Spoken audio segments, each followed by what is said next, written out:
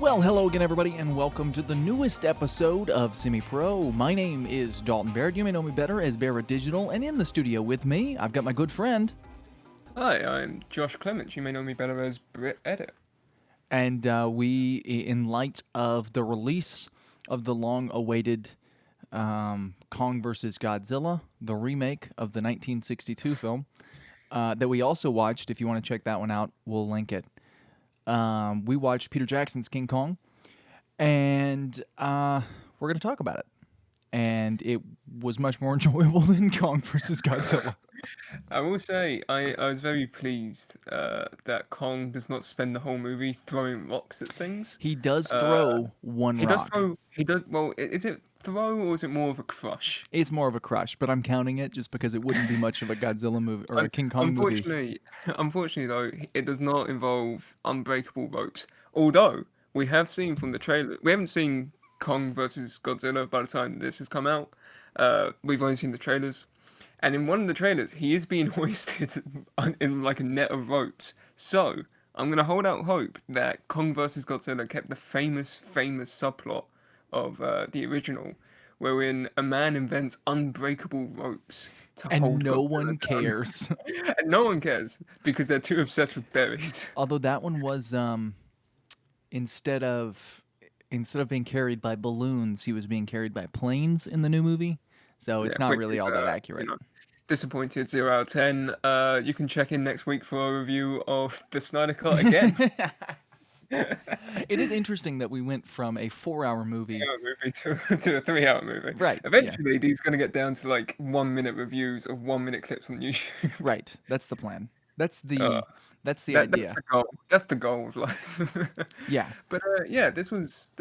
I think we both said it's better than we thought it was going to be. I feel like the movie holds a reputation of not being that great. See, I Uh, didn't think that. I thought it was pretty good. I think people liked this movie. Um, I just didn't. I didn't think it was as good as it was. Nobody talks about this movie, right? That's the yeah, problem. yeah. It's not that No one talks about it. nobody ever mentions it, but I think it's one of the better movies in this monster genre that we've seen.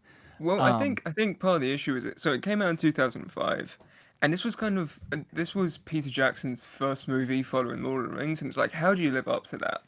well, Um, and this is the movie he got to do because he did Lord of the well, Rings.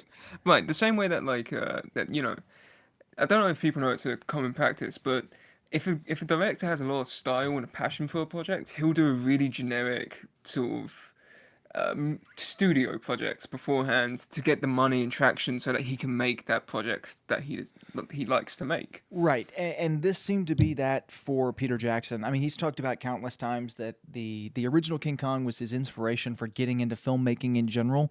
So this was absolutely a passion project for the guy. He even there's a deleted scene. You can find it on YouTube, but it's also on the special features of this movie. It's a deleted scene from the original that got lost that he reshot using motion capture and old cameras and miniature sets and all of the things that they would have used back then to recreate that scene today. It came out in 2005. He said he didn't want to put it in the movie because he doesn't want his name attached to the original in any way. But they asked Which him to edit it into the movie, but he said no. But it's just super cool that he has such a passion for the original King Kong and then got to turn around and direct his own. I think that's super cool. I mean, that's kind of the dream for filmmakers. yeah, Um, yeah. Not many I people get mean, to do it, but look at Peter Jackson go. well, I mean, like you said, so we haven't really talked about this movie to each other. I've only just gone off seeing it about an hour ago, but like we said a little bit, and you said it has a lot of heart, and you can really feel that in a lot of the scenes. And There's just a lot of that's soul to the movie. yeah, and that's super refreshing. Just in an era where movies don't have that, like when was the last movie you saw that had this much heart in it? Like it just who you could tell that the crew and the filmmaker behind it had that much of a passion for what he was making. I don't know when the last time I've seen that was, and it was really refreshing to see here. And we'll talk positives and then kind of break down the plot, and then we'll do negatives, I guess, at the end because I do have some negatives. They're more nitpicks than anything else, but they're definitely negatives, I think. But what were the things you liked about it? Well, okay. So one thing that I was really sort of, I don't want to say surprised at, but kind of took me by surprise, was that the movie itself has a lot of tonal shifts. Yeah. Uh, Okay. so the movie starts off and you've got, it sets up the world really well because it's set in 1930s Depression America. And it sets up that like, oh, everyone's really aiming to get just jobs so they can eat because everyone's starving or homeless. They're really just doing whatever they can. And it does a good job at introducing you to sort of the two main characters, what you could call the protagonist and the antagonist. Yeah. Um, I don't. That's that's one of my negatives, so I'll kind of save it. But I wanted Carl Denham to have some kind of arc in this movie. Like I wanted him by the end of the yeah. movie to be a good guy because he is likable. Well, like Um, I said in my notes, Cole Denham is just a 1930s Tommy Wiseau. yeah, okay. Because like, so he starts off the movie and he's just kind of like, I think you expect him because you like, he wants to make this movie. He doesn't care about what the studio executives thinks. He just wants to make the movie that he wants to make, and he's willing to do whatever to get there. Um, and then by the end of the movie, he's a psychopath. Yeah, well, by the end of the movie, he's worse. And Carl Denham in the original does he does this. He takes the same actions, but it almost feels like it's out of necessity. Whereas in this, it's like, oh, he just wants money. And then, the famous line at the end of the movie, at the end of the original that Carl Denham says is, "Looks like it was beauty that killed the beast." I mean that's famous and iconic. Um, but in this Right. version, it's his fault. Like Yeah, like he's like, it was beauty that killed the beast. I'm thinking, no, no, I think it's just you in the yeah, airplanes and like the three cannons that shot at him. yeah, it's definitely you who killed the beast, Jack Black. Which I guess That's it. I know you didn't like him, but I like Jack Black. I think he played this role just really well. Like, I I I bought it all. I think it was less. I didn't like. I think it's not that I didn't like Jack Black particularly.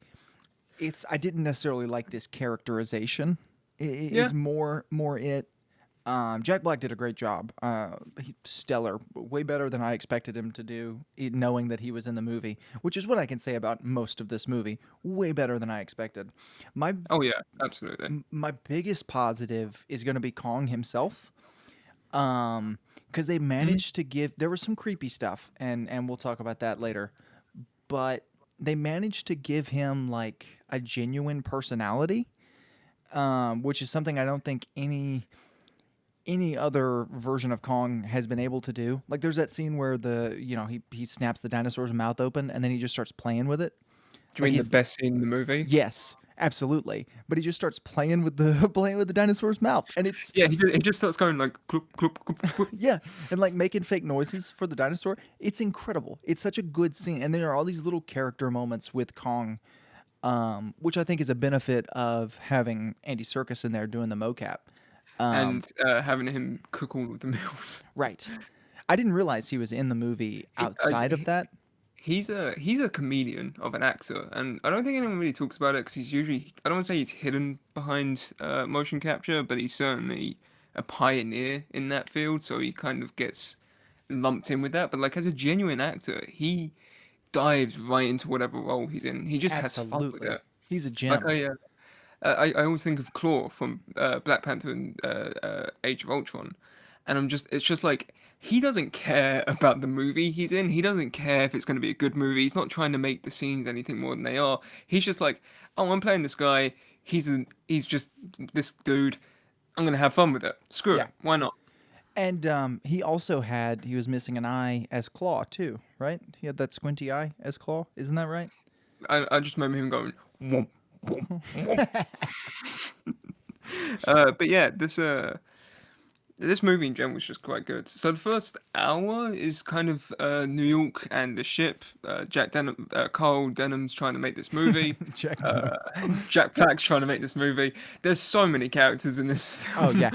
uh, half the time I'm just gonna call them by the actors' names because the characters' names don't like there's only a handful that you kind of remember.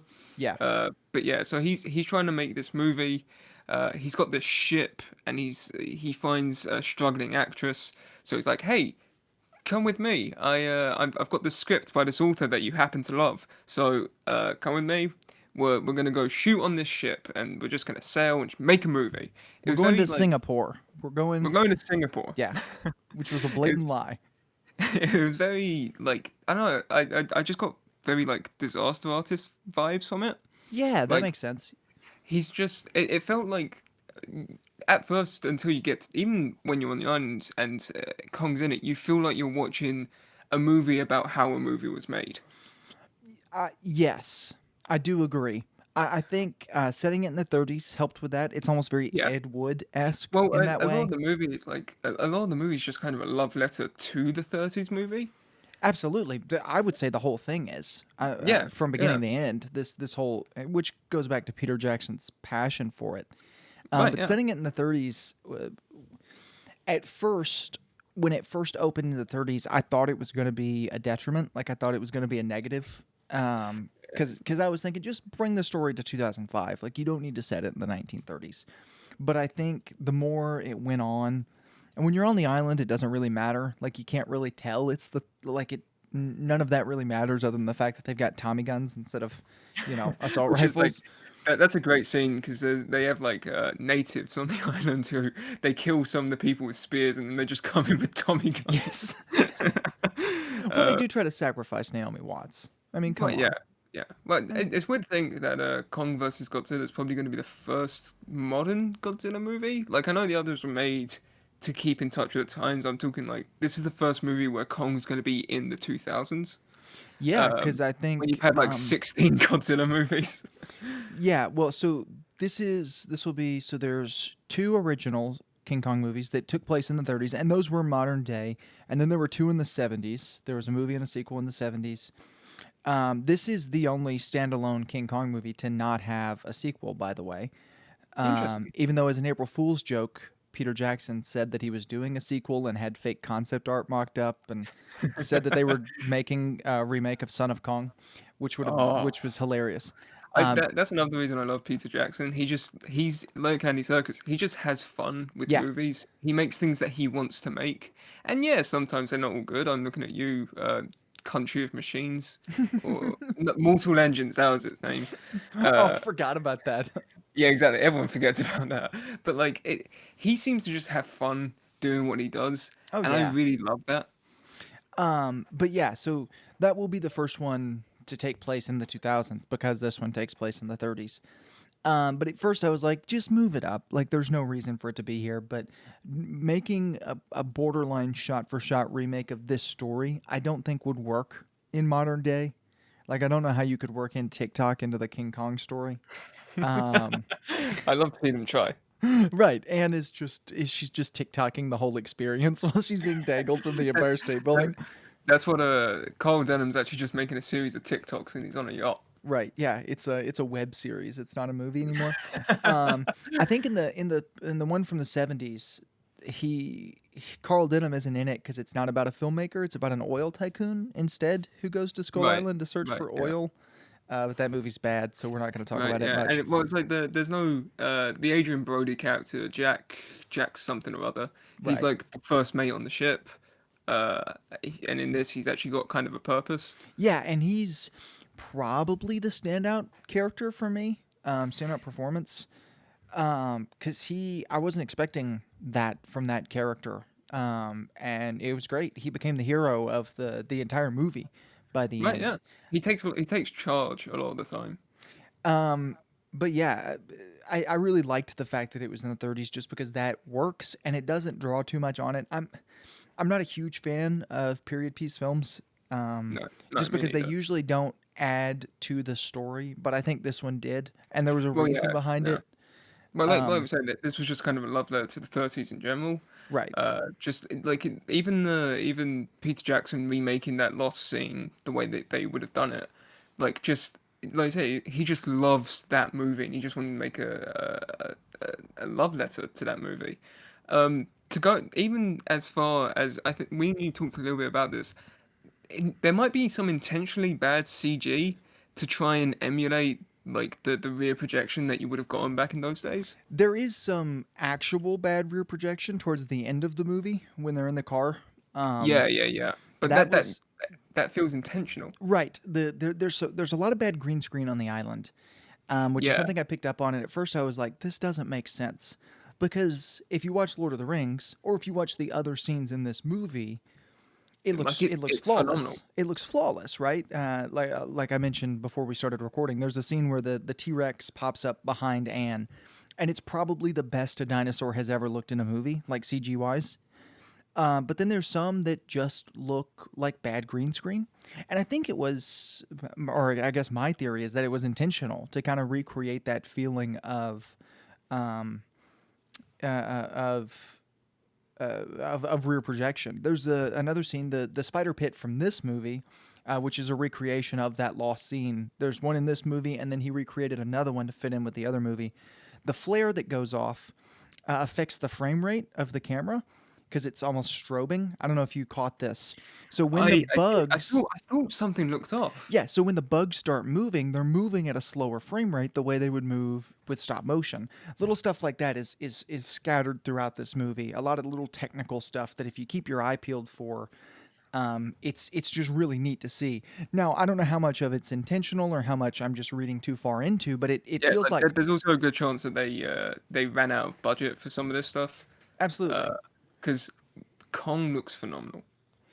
Kong looks better than he does in Skull Island. And that movie came out 2 years ago, 3 years ago, Three, right? four, 4 years ago. 4 years ago. That movie came out 4 years ago, and King Kong looks better in this than he did in that. I also like that he walks on all fours. I know that's kind of like a little Well, detail, but yeah. The first half of the movie is basically a period drama, right. set in the 1930s. And it's just like, hey, these guys are actors and actresses and writers and movie makers and ship workers, and they're just kind of going about their days, and they're trying to do this thing, and they're worrying about like money troubles because everyone was so poor, and then but when they get to the island, it's I want to say it's really sudden, kind of like how the island appears again. Probably reading too far into it, but like it just snaps like that, and it turns into a horror movie. Like on a dime. And yeah, it just in a second, one of the characters gets killed, and then next thing you know, they're running from just like it'd be like if that scene in Indiana Jones 4 where they get chased out by natives was done well, like, and this was made 3 years before that, but it was so sudden and it catches you by surprise, and the movie's better off for it because for the next hour, half hour, um, it's basically a horror movie for the people trying to hunt down Anne. Yes, for Anne and Kong, it's a rom com, and we'll get into that. Yeah. It's a romantic comedy, and we'll get into that. But for the other people, it's a creature horror movie. I also like the line that Denham says, where he says that monsters are for B movies when Peter Jackson's making a monster movie. Yeah, well, Just love there's that. there's another one that he says earlier to Anne when he's trying to recruit her to come aboard. He's like, hey, I'm not lying to you. I'm a movie producer. Yeah, yeah. He also, when he's in the car talking to his assistant, one of the actresses that he names is the original Anne from the '30s King Kong. Um, Says that she's doing a picture for RKO, so she can't be involved in this project, which Which RKO, is it's great. right? RKO produced, of course, the original King Kong movie. Little details Like, like that. so in theory, the original King Kong movie is actually a movie that exists in this universe. I mean, that's my headcanon. This is a real thing that happened, and the original King Kong movie was a movie that was made about these events. Right, like That's Batman and Robin and Batman 89. correct, right? I don't think 89. I think 66, but it's a whole other whole discussion. Yeah, So we kind of done it. Let's go through the plot a little bit. So Jack Denham is a movie producer. He's Jack Venom. right. Venom. Venom. He's on the verge of losing his job, so he steals a bunch of money from the movie studio, rents out a ship, kidnaps a woman and another man. Doesn't kidnap the woman. He just lies to her about where they're Yeah, going. he does kidnap the man. He's just trying to get to his play that he's written, Right. and he intentionally keeps him from being able to get there by making the ship take off. Right, and I guess that's okay because Adrian Brody found love or whatever. But Jack Black does kidnap Adrian Brody in this movie, and then they start sailing, and then there's probably 45 minutes where we're just on the ship. Yeah, and you're just kind of they're all like bumming around, and you kind of get to know the characters a bit, which is really good when they start killing them all. Yeah, it's a great way to set up because it's a great way to introduce little side characters because we've already pretty much met our main characters outside of Adrian Brody's character Jack Driscoll. We've pretty much met, we've met Anne, we've met Carl, but we are introduced to a lot of the ship's crew and those little people, and the absolute Chad, Kyle Chandler, shows up, who's great in this movie. That little scene where Like uh, they draw like fake goatee and mustache on yeah, his like posters that he has in his room. Jamie Bell draws a mustache on him on one of his posters, and he sees it, and then he makes a fake mustache out of his comb and is staring at himself in the mirror. It's just so It's perfect. a beautiful scene. No one talks about how good an actor Kyle Chandler is. He is Like such a good like character actor for yeah, stuff like he that. much like Margot Martindale, he just knows these characters and he just has fun. All of the people in this movie feel like they're having fun with it. You can tell that he's that guy who like makes up backstories for his characters that don't need backstories. Like you can tell he's that guy just because he's having fun. And he can be serious when he needs to. He can joke around when he needs to. He's just a really good actor. He is also the only person to be. He's going to be in Godzilla versus Kong. So Right, yeah. Well, you say that. One of the pilots at the end of the movie, he was the person who was in the Kong costume for the 1972 one. I knew that. So he's the only person to have killed and played Kong. Incredible. That's incredible. That is until Kyle Chandler comes around again. Right, right, exactly. I don't. Kyle Chandler didn't play Kong, so he's probably not going to kill him. He may tie him with some invincible string, but so we get And some immortal berries. right. We get to the island, and there are the natives, and it's a breakneck horror scene. It reminds me of the Doc Ock scene from Spider-Man 2, where Yeah, it's yeah. like so far it's just been like a fun kind of action movie, and then all of a sudden it's a horror movie for 15 minutes. That's kind of how this feels. These are the most frightening natives I've ever seen on screen in my life. But I guess if I lived under the unruly Yeah, thumb of King Kong, I would probably be just as scary. right. But the makeup on them is fantastic because like Absolutely. And it looks like, I guess, that they hired actors and or actresses. I think they're all women, right? they Um, yeah, I believe so. who could roll their eyes back because Yeah, we 'cause, never like, see a some of pupil. them, yeah, it's freaky. Their eyes Like were it just constantly rolled back, so they were just white the whole time, yeah, and which they're was covered in this like mud makeup almost that just yeah, I don't know, it makes them look like zombies. yeah, genuine, especially the older ones. And it's super creepy, super frightening. One of them bites Jack Black's hand Right, 'cause he tries because, to give them chocolate. well, the girl couldn't tell the difference between Jack Black's hand and the chocolate. They taste the same, so she bit into it. And so then they go back to the ship. Somebody dies in that scene. Yeah, Um, I want to say his like name's Mike or something. yes, and Jack Uh, Black gives a great speech, yeah, he's like, I'm going to donate the proceeds to his friends and family. This movie's going to be for him. and then he gives that same speech later, which is hilarious. It's a great character bit. Right, that's like I talk a lot about tonal shifts, but that's like a really good character shift because that's the moment it goes from being like, oh, he's this guy who wants to make this movie. He doesn't want anyone to get hurt. He wants to be able to be known for something. He wants to make something that he's proud of. And then that second time it does it, he just repeats the same stuff, like it's kind of wired into his brain. You're Right. thinking like, oh, he's cash grabbing opportunistic, movie director. He goes from lovable jerk to somebody who you want Kong to kill in that Yeah, scene. you're hoping that the next scene is him getting grabbed up by a giant monkey hand. Right. Um, and so they go back to film more scenes for the movie. Go back to the island. The natives are still there. No, that's not true. The natives go onto the ship to kidnap Yes, Naomi Watts. Right, yeah. Yeah. They It's gonna zip sacrifice to Kong.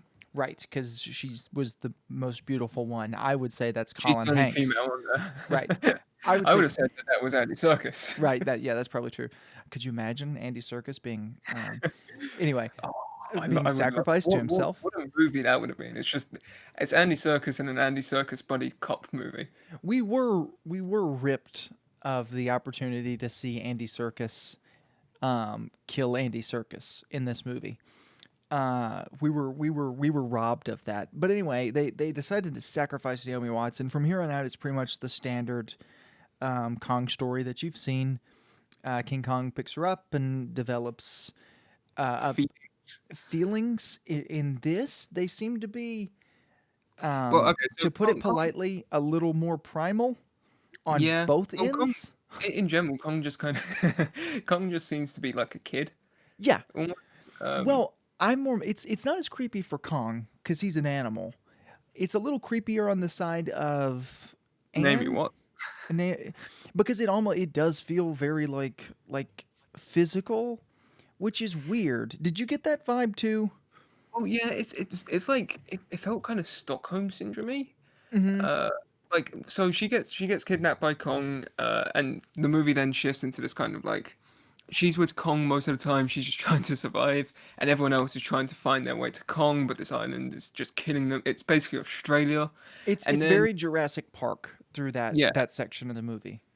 yeah. But then so she's with Kong, and Kong's just kind of like flinging her about. So she starts doing tricks that she learned in the circus, basically, where In she's like vaudeville, right? yeah, in vaudeville, where she's doing the classic Egyptian moves, she's doing flips and juggling and all this stuff, and Kong's just kind of like, "Whew, yeah, I like this." And I like when he Oh, starts laughing and stuff. I like that that personality that they gave him. It's that goes overlooked. That was what was overlooked in Godzilla versus King Kong 1962. Neither Godzilla nor King Kong felt like they had personalities in that, but in this, King Kong is a character. It's not like there was a reason to hire an actor to do that because there's a definite personality there. yeah, well, they do a good job at making you care about Kong to the point where you're actually kind of sad when he dies. Right, yeah. In the 30s version, he's the bad guy, right? Point blank. When Kong dies at the end, that's the good thing, right? That means the day is saved. It's not like a sad moment in the 30s King Kong when he dies. It's in fact a joyful moment. Whereas in this one, it's very like sorrowful. Yeah, it's very somber. Because you know it wasn't his fault, and they give him that personality. He's not just a mindless monster. He's a character. Yeah, and in this movie, he's a silverback gorilla. He's just like a big silverback gorilla. That's kind of it. Whereas, if you look at any other version, he's kind of more humanoid-ish. Like, because 9 times out of 10, because they had a guy in a suit and they didn't want to make him walk on all fours. Right. But yeah, in this, he's just a silverback gorilla. He's got a dump truck behind him. He walks around on all fours, and he's just, he's vibing, basically. He Like is. he's, He's literally just vibing. but Um, free my man Kong. right. He didn't do anything wrong. So they developed this relationship. Like I said, it feels a little creepy to me, and I could just be looking at it weird, but it's very Stockholm syndrome, like you said. But it does almost feel like Naomi Watts has got like a physical thing for Kong, and Kong vice versa back at her, which is weird. And I didn't care for that, but the emotional stuff between the two of Mm, them was stellar. yeah, It yeah, was so well done, and that's the benefit of having somebody like Andy Serkis play Kong because he can yeah, put those little twitches in his face, that emotion that comes with that, because he's so good at motion capture. yeah. And the movie, like the CGI on Kong was impeccable. So there's a good amount of questionable CG. There's times where people look like they're on a green screen. There's times where people look rubbery. They do a good job at hiding most of it. Like it's Yeah, usually the quick 2 second shots to the, transition. the CGI never really got me. The green screen did, but the CGI I never thought was poor, especially Well, considering this movie came out in 2005. 2005, yeah. Well, it's like if you look at Naomi Watts, whenever he's holding her, she gets a bit kind of like textureless at Yeah, times. I see that I But think is I think how they did it. Because to my knowledge, in the close-up shots, Naomi Watts was never CG.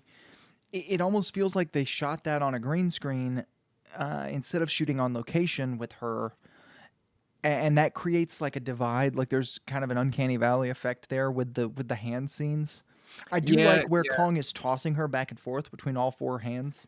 yeah. Uh, So okay, can we just talk about the T-Rex fight scene and yes, how we're getting there. That's the part of the incredible movie it we're is? at. Yeah, Yeah, so she's basically the movie is just kind of Kong walking about with her. They're kind of bonding for a lot of it. She tries to get away because he's a giant gorilla, and like that's pretty understandable. So she starts running. She gets into this log.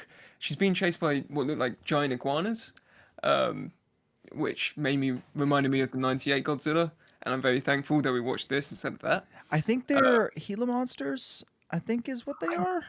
Yeah, that makes sense. But yeah, she's being chased by those. She hides in a log, and they start getting killed by something that you can't see on screen. She gets freaked out by these giant millipedes. Everything in this world is giant. It was like it genuinely. It's what I imagine living in Australia is like on a daily basis. But yeah, so she gets out of this log, and there's a T Rex. And like you said, the shot is just phenomenal, where it like creeps up from behind the log. It like it just looks amazing, and so that happens. Naturally, she starts running from the T Rex. Kong finds her again and picks her up. And then two other ones ambush him. So now it's Kong fighting three T Rexes whilst holding a woman in his hands. And I think that's what sold it for me was that he was like handicapped during the fight. Yeah, well, and there's. It should be noted that's a remake of a scene from the original, like most scenes in this are.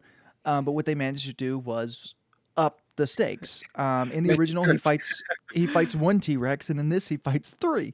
No, four, isn't it? It's four, I think, No, because no, there's the one at no. the end. Oh, yeah. Well, I thought that was the same one from the beginning. I think three fall down into the No, no, pit. no. So, okay. So let's go through the fight. It's Okay, him versus them. He's just punching them for the most part, which is just it's so fun because Kong versus Godzilla has been in the back of my mind for the last like 6 weeks. It's like a sickness I can't get rid of, um, and I just think of Kong throwing boulders at people and things and giant octopuses. And so it was really nice and refreshing to see a Kong where he's punching people, he's smacking them, throwing them, dodging them, he's actually doing stuff. it And was a it's it was a such a great fight. choreographed fight. This Yeah, this was a choreographed fight between two CGI monsters. yeah, and it was just so he one of them he crushes with a boulder. Like he just pins it on the ground, grabs a giant rock and smashes his head in. Which this movie is so gruesome at times. It Yes. like you wouldn't think it was a 12 rated movie. Um, but yeah, so that happens, and it's him versus two of them. Uh, he keeps, like you say, he keeps tossing He keeps Naomi tossing him Watts around, back and and forth. he's tossing her around between his different, like he'll toss between different hands, and then he'll even use his feet because he's a Which monkey is and he like can do that. that's something that's really neat that I feel Skull Island almost missed out on. Where like gorillas have four, they have arms and legs, but their legs also have opposable thumbs, Right. which make them better in every way. And we should return to monkey. But it was nice to see that. Like he'll chuck in between those, and then she'll fall. So he'll use his feet to grab her, and then he uses his other feet to like grab one of the T Rexes and throw it aside. It's just so like Kong looks like a threat.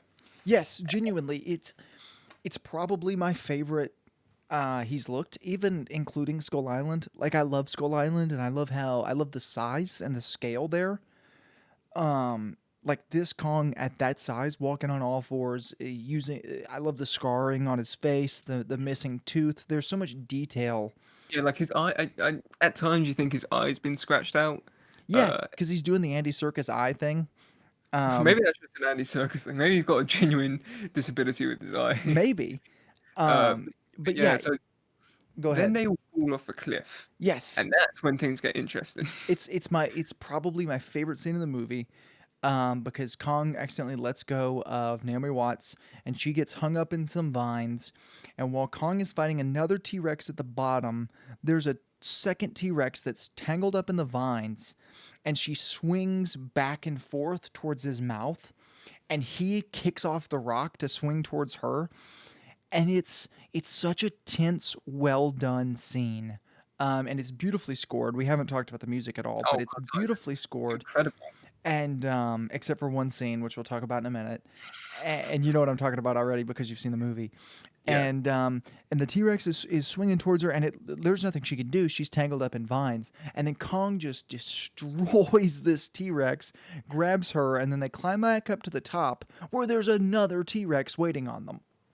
Yeah, yeah, and it's just like I say, this Kong feels lived in. Like you can tell he lives in this island. He knows how to survive in this island, and just watching him demolish these T Rexes, like it's tense, and you know he's gonna win, but there's still like surprises in the fight, and Yes. like I say, he gets tangled up with the T Rex at one point, and it keeps on coming back to him, and it's literally just him and the T Rex tangled in these vines, and he just keeps punching it. Hmm. It just cuts. He demolishes that other T Rex, brings Naomi Watts back up to the top. There's like a king T Rex at the top there. So she's on the ground. She like backs up behind him, which is a nice kind of compassion moment where Right. it's like she A accepts nice that Kong Stockholm is syndrome moment. like a nice hostage moment, where it's like, oh, she accepts that Kong is king on the island, and and then he just destroys this T Rex. He throws it about. He bites its tongue out of its mouth. Yes, I was going to ask if you noticed that. He bites its tongue, spits it into the air, eh, and then as they're rolling around on the ground fighting each other, you can see the blood dripping from the T-Rex's Yeah, mouth. like I say, this movie's really gruesome. And it should be noted, design of the T-Rex before we talk about the best scene in the movie. Almost every time I see a T-Rex in a movie, I'm just like, okay, it's the Jurassic Park model. Like they've taken the T-Rex model from Jurassic Park, changed the color of it. It looks the same. These don't. No, they look original. They look different. They're a little skinnier. You can see like their bones through the skin, kind of. They're Yeah, there's a neat thing where they have, I think they have like three fingers on each hand, and the ones in the original back in the day only ever had two. Like actual T Rexes only have two. But their explanation for it was that everything on this island's just been evolving still, yeah. so they just evolved to have three so that they could grab stuff. Yes, and I love that. I love the little stuff like that where it's just like everything here feels Thought through. right. Exactly. Everything in this movie feels like somebody thought about it.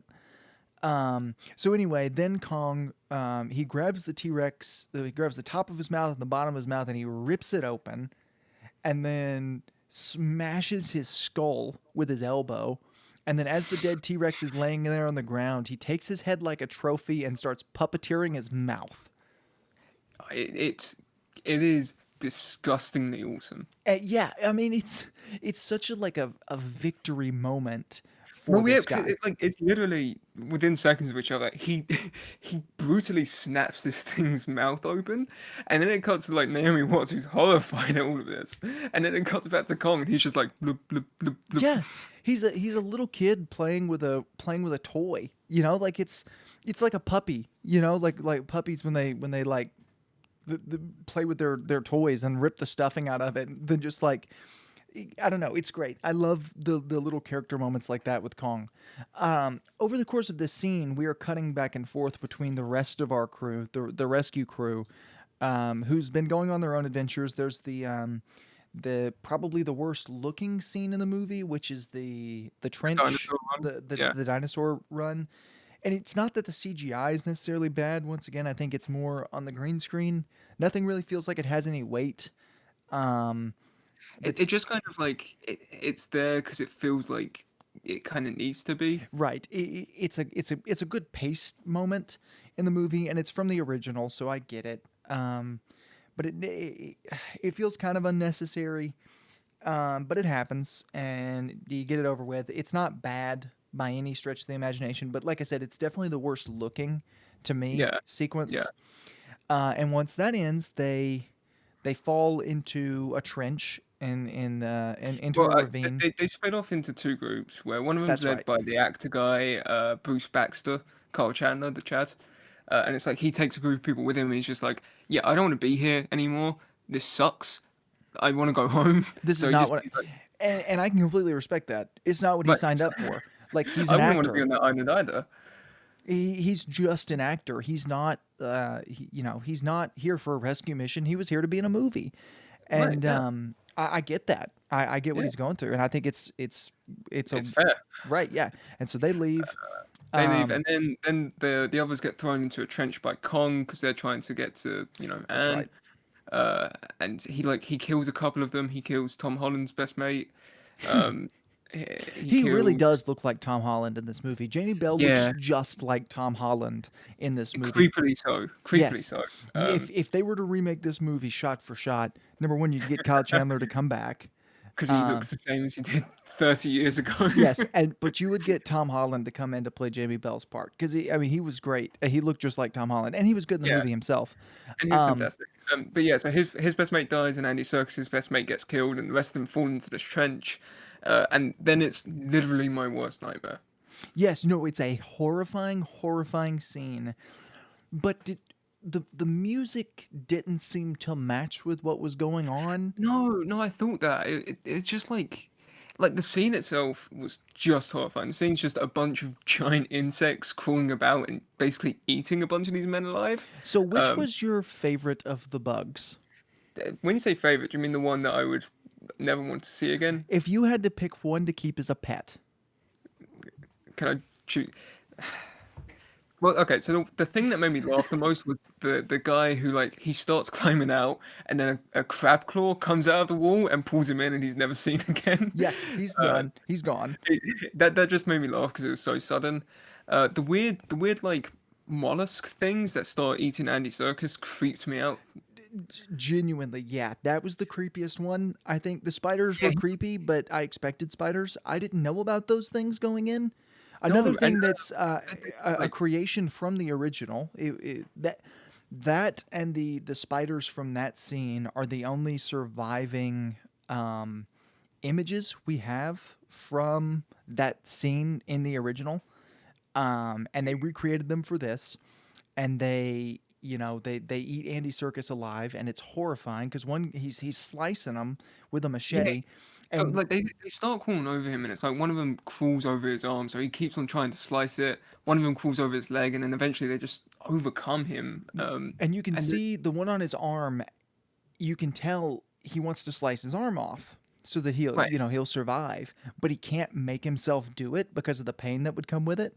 yeah, Like you can and tell. then there's one that like comes over his head, and it like it slowly. They have teeth, but they look jelly, and it's Yes, like it suctions on his head, and you hear like a yeah, that was horrifying. That was the worst terrible. one for me. But if I wanted one as a pet, it would be a small version of one of those, and I'd give it, like crickets or something. Well, I'd say if I was gonna keep a pet, I'd probably just keep. I'd probably keep a spider because the things that are crawling over Adrian Brody, they like I don't know, they were too close to like wasps for me, and Uh, wasps are oh. Those were big grasshoppers, Oh, um, okay.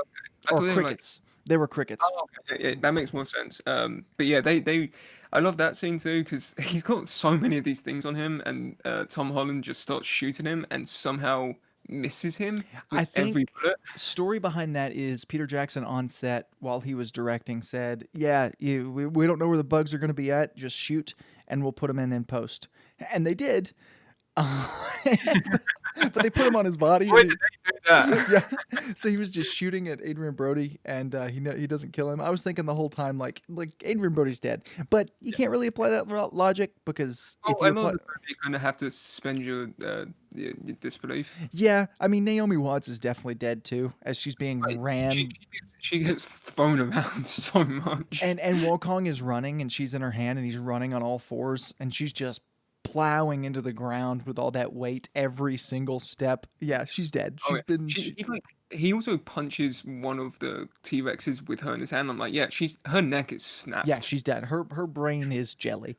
So you forgive some of that stuff, but the music in the scene was the rest of the score is great. I'm trying to figure out who did the score for the movie, Um, but well, the rest I of know it's great.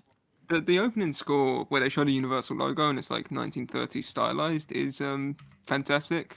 They Uh, use James Newton Howard did the score for this movie. Um, he also did the Into the Hunger Mouse. Games movies. Yeah, he did the Dark Knight. A Right. lot of people like I know Zimmer led the Dark Knight, but he was a big part in the music department for those. Yeah. He did Dinosaur from 2000. He's done a movie that you've all heard of at least once. Right. I think he did Batman Begins too. I think Zimmer took over for Dark Knight, but I'm pretty sure he did Batman Begins. But anyway, they use the original King Kong theme sparingly, but they do use it.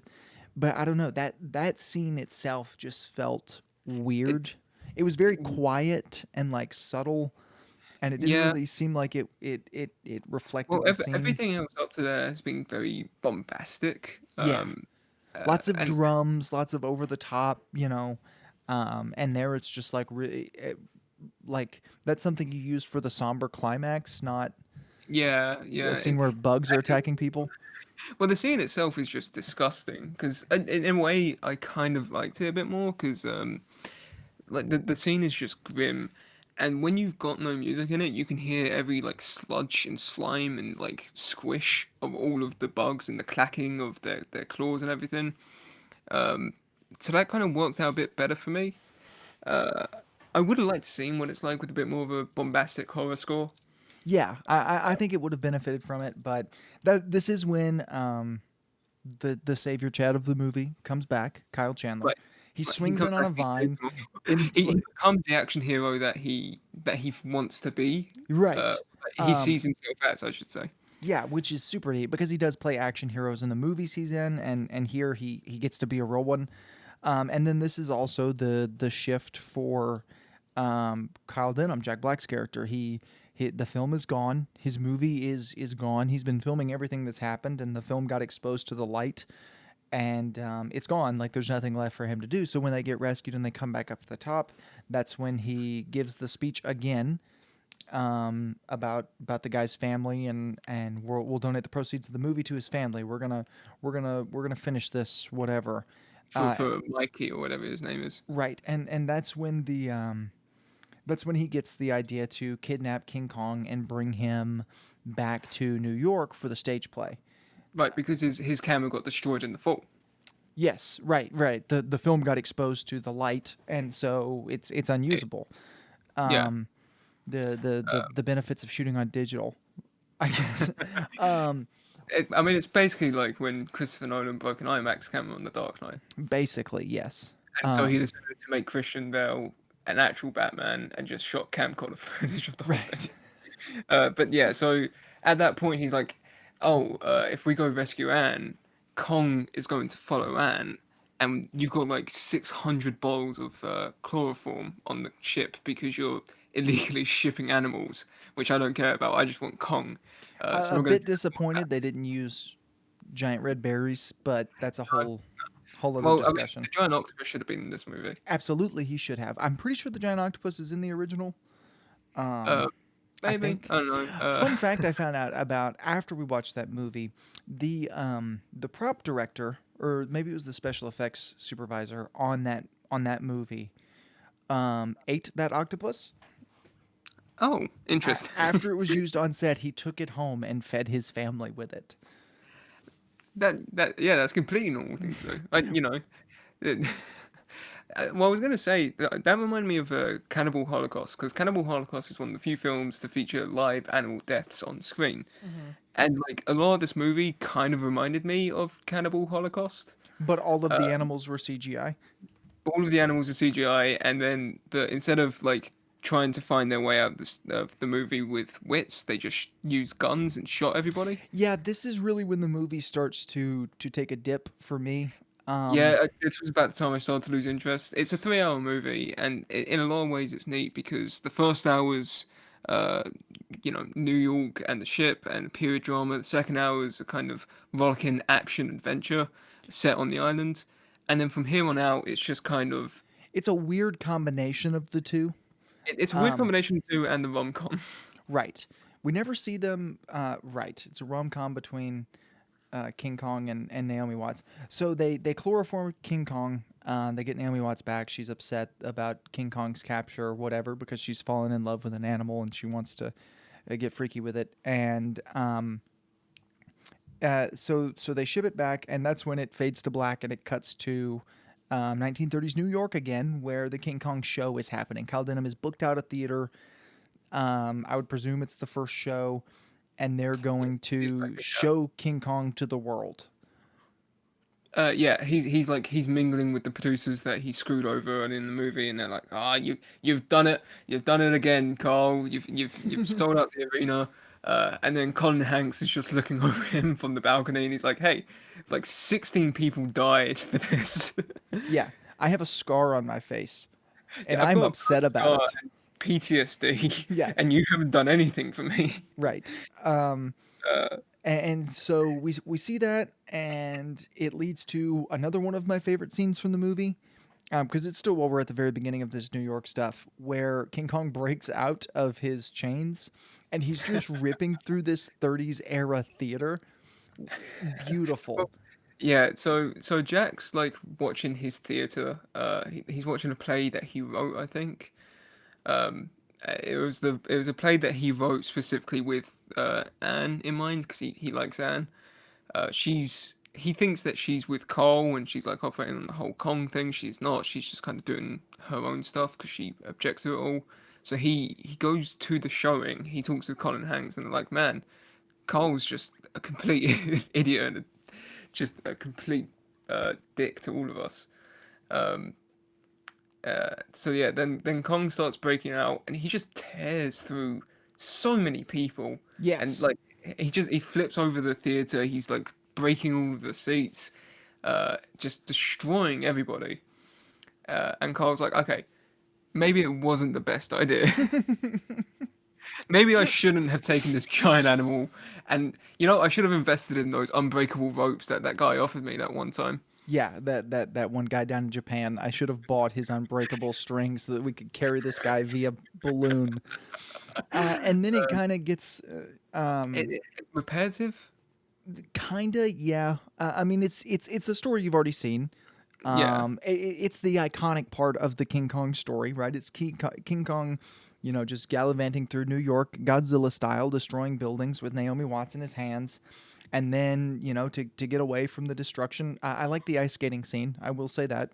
Yeah, he finds Naomi Watts, so he like grabs her and takes her to I think Central Park, and he slips on the ice, so they kind of have a little haha ice skate moment, and then immediately after gets shot with the biggest cannon I've ever seen. Right in the back of the head. But just like straight up in the back. So from there on, it's just kind of like he's running. He sees the Empire State Building. He starts like climbing it, and all I could think of was, and I thought this when you first see Kong, because he like the first thing he does is grab Anne, and I just think about that scene from the King Kong versus Godzilla trailer, where like the fingers next to the girl, and it's just so big, and I'm just thinking, could you imagine, that King Kong going up the Empire State Building because he's about half the size of it already. Yeah, it would take. He would just have to jump, and he'd be at the top. Yeah, this King Kong's a bit smaller in size. He's able to kind of rest on top of it pretty gracefully. Yeah, Um, and it's beautiful. It's the best that scene has looked in the three times that we've seen it. It's the best it's ever looked. Um, and then he gets shot by the planes and he falls to his death. And Carl Denham comes up and says, "Well, it looks like it was beauty that killed the beast." And when in reality, it was, the um, millions and millions of bullets and cannons and T-Rex fights, kidnapping him, bringing him to New York, making him be in your stage play. a huge fall. Just there were so many factors into the death, and I don't think beauty was any of them. Yeah, Uh, but it, you have to include that line because it's the infamous line that I guess you would say. it's the iconic King Kong line. I mean, it's needed. I get it. Originally, it was supposed to be uh, uh, hold on. The original actress who played Anne was supposed to come in. Fay Ray was supposed to come in and say that line instead of Carl Denham, but they couldn't get her on set in time. It works better with Carl Denham, I Yeah, I think suppose. so. Like Yeah, it, it feel weird. Like to people who know that about the reference, like that'd be really neat. But in terms of the movie, you just have this random old woman coming up and saying that, and you're thinking, who are you? How do you know what's going on up there? Do you have super super right. sky or something? Like It'd be like the after credit scene from Wonder Woman 84. Like how forced and weird that felt. It would be a lot like that. Um, Were you talking about every scene in Wonder Woman 84 no, I was talking about the after credit scene with with Linda Carter? Linda Yeah, yeah, Carter. Yeah. yeah, But yeah, and that's kind of the end of the movie. yeah. It rolls the cut, and you're just left there thinking, yeah, that's pretty good. That was a movie. It Um, joined. I know that I can tell you this. It joined the rank of X-Men Origins Wolverine in having a tie-in game that was actually better than the movie. And I like this movie a lot. I haven't played the game, so I can't The say. game's great. Spoiler for a how many years old? Nearly 20-year-old game at this Yeah, point. close. But It's the movie is 16 years old. yeah, the movie's 16 years old. But in the game, you get to play as Kong, and one of the things you can do is you play the ending as Kong, and if you complete it successfully and you don't die, you get an alternate ending where he lives. Oh, that's super neat. I would have liked to have seen him live. Would you? Okay, here's a question. If the Son of Kong thing was not an April Fool's joke, would you have liked to see a sequel to this movie? Or does it? Five-year-old me, 5-year-old me when this movie first came out, probably not. Well, yeah. I mean, you now. Would you have liked to if I told you, yeah, there's a sequel, would you watch it next week? I if it was a theatrical movie, if it wasn't because that the mid 2000s were just the age of Oh yeah, Peter like Jackson's not straight to directing a DVD. direct to video sequel, though. I can tell you that much. Right, yeah, exactly. But yeah, a theatrical version, I think I genuinely would have liked it. Here's a question for you. Oh, In an alternate timeline, sometime in 2008, there was Godzilla 97 versus King Kong. I am Would you on have board. watched that I'm movie? on board. Yes, absolutely. Because Godzilla 98 is bad, right? Godzilla 98 is a really bad movie, but part of me likes that Godzilla. I guess I'm nostalgic for it because that was the And Godzilla that's the movie I first grew Godzilla up. movie I saw. Yeah, Yeah. it was the one I grew up watching. I It's the would one we're talking absolutely about like next it. week. Are we? I don't know. Saying that, I wouldn't mind watching it again. It's No, I been a wouldn't minute. either. Now that you mention it, yeah, I was gonna move on to like a different topic, but yeah, let's do it. We'll watch Godzilla 98 for Yeah, next week. I would love to see this King Kong take on that Godzilla because, Yeah, in comparison, this King Kong is really strong and really threatening and like just amazingly built to fight these things. And that Godzilla is awful. He doesn't even survive by the end of his own movie. well, this King Kong is really good at fighting dinosaurs, and that Godzilla is just a dinosaur. So, What do you give him fish? right, there were eggs at the end of that movie. There was the tie-in TV show. Yeah, well, the movie ends with like one T-Rex egg like hatching, and yeah, they released a tie-in TV show, which they also did a Kong tie-in TV show for I this. I knew that as well. I was going to mention that. Yeah, Maybe they crossed over in that, and we just don't know about it. maybe. I mean, the Kong tie-in show for this was very focused on the kaiju. They had a weird thing. Our buddy Justin keeps talking to me about it. They have a weird thing where like Kong can sense other titans and kaiju, and then sense their powers, something like that, or Interesting. or also They maybe it was kind of like did that with get better. Godzilla in the new movies. He Yeah. can do that, I think. Well, I think it was like he can take the powers of kaiju and give it to his human buddies or Weird. something like that. Weird. It's very strange. The series is up on YouTube, I think, if anyone wants to watch it. But Yeah. yeah, this Um this movie was a pleasant surprise. Absolutely. Especially when you have something in your palette like Godzilla vs. King Kong 1962 or even Godzilla 98 on your mind, right? That was the last time they tried to remake one of those monster movies. Right, and it works so much better. This is Even though so this much was better. a kind of like direct remake, it's a direct remake that's better off for it. Yeah, Uh, it's a borderline shot for shot remake of the original. There are I guess it's shot for shot plus a shot is what we'll say.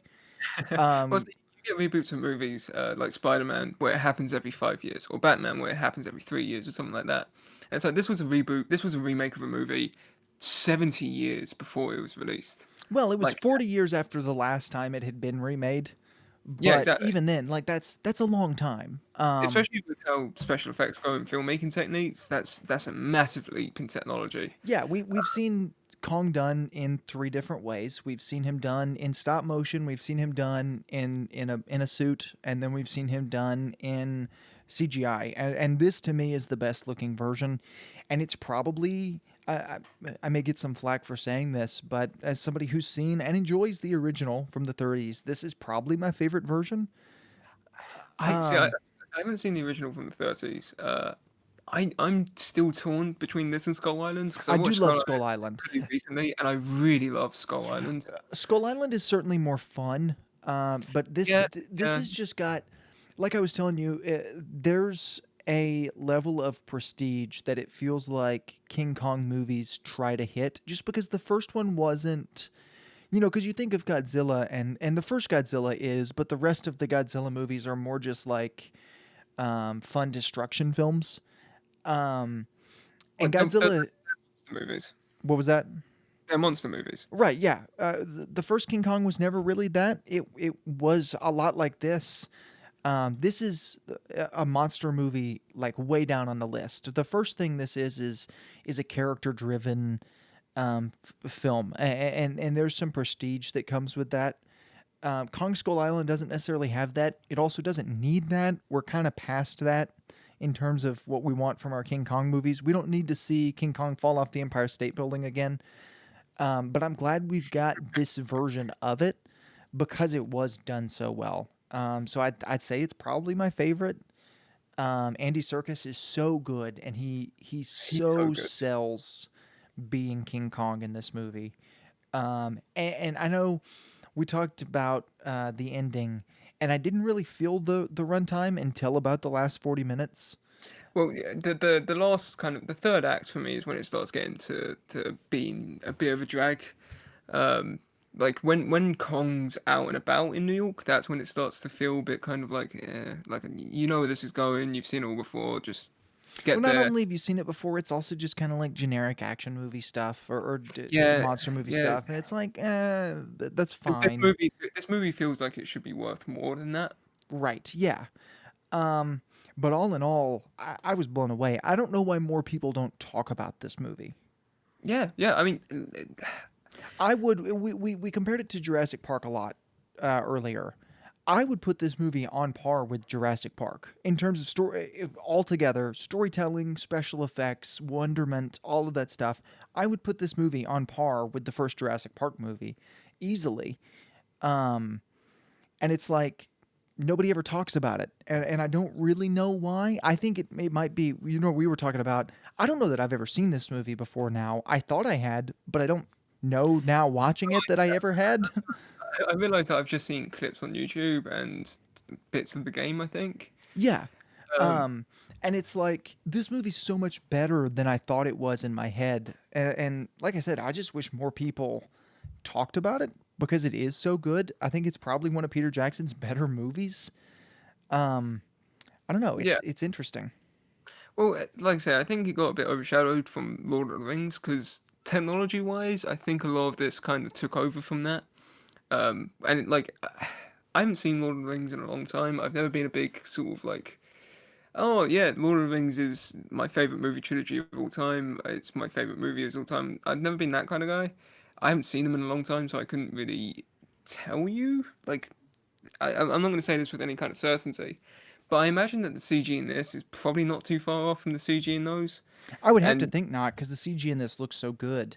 there's one scene where like when Anne's first being sacrificed to Kong, they show the wall and they show like fire pouring out of these holes, and I just thought looks just like Mordor. Well, and Um, even while we're talking about the CG, even New York, because most of that had to be CGI to get the period stuff accurate, and it yeah, yeah, looks I could tell a little bit that the cars were CGI when they would cut to like the like a street view of the city, but for yeah. the most part, they looked great. I mean, the whole city just looked great. Um, I, I was saying to you, this movie almost feels kind of timeless because the special effects are so good, and because it's a period piece. It almost, there, other than casting Jack Black as your lead, there's nothing in this movie that feels dated. Um, and I don't know. I think there's a lot of positives in this movie, and I think people our age don't necessarily talk about it because they were kids when it came out, and this is not Well, necessarily the yeah. most interesting movie for a kid to watch. Well, it's 3 hours long, and it's got moments where you feel like, oh, they've added this in to keep your attention, but they don't. It doesn't work as well.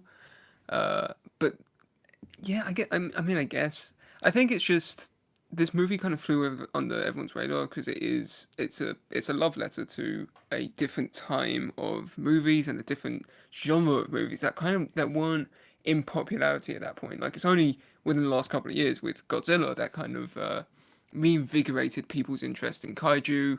I'd probably put Pacific Rim as that kind of reinvigorating step Yeah, because it was only around that sort of time people started getting interested in it again. So I think this movie just came out at the wrong point. Like that's if probably I true. Yeah. guess, But yeah, all in all, really enjoy it. Would definitely recommend it, especially if you oh, haven't seen it in a long time, or maybe you think you've seen it, but you haven't, like me. maybe you're like us and you've got the Mandela effect. Right. Yeah. Like I said, I could have sworn I saw this movie, but while I was watching it, I was just thinking, I don't remember a thing about this movie except for the dinosaur trench scene and the Empire State Building. Those are the only two scenes I remembered from this movie as I was watching. Um, but yeah, I would definitely recommend it. Josh, Absolutely. Yeah, no, I mean, like I say, there's a couple of slow parts. It drags a little bit towards the end, but the first 2 hours were impeccable, just absolutely wonderful. The whole movie's filled with a sense of wonderment, and yeah, we'll be back again next week to look at the Godzilla of that era and see how badly that failed. yeah, can't wait. We're gonna go from one of my favorite movies we've ever watched for this thing to One of the worst recorded movies of the genre of all time. one of the worst movies ever made. Can't wait. All right, thanks for listening, everybody, to this episode of Semi Pro. If you're listening on Spotify or iTunes, go ahead and leave us a review. If you're listening on YouTube, go ahead and like this video. It's greatly appreciated. But thanks for taking a chunk out of your day to listen to us talk about Peter Jackson's King Kong. We will see you on the next episode of Semi Pro. See you later.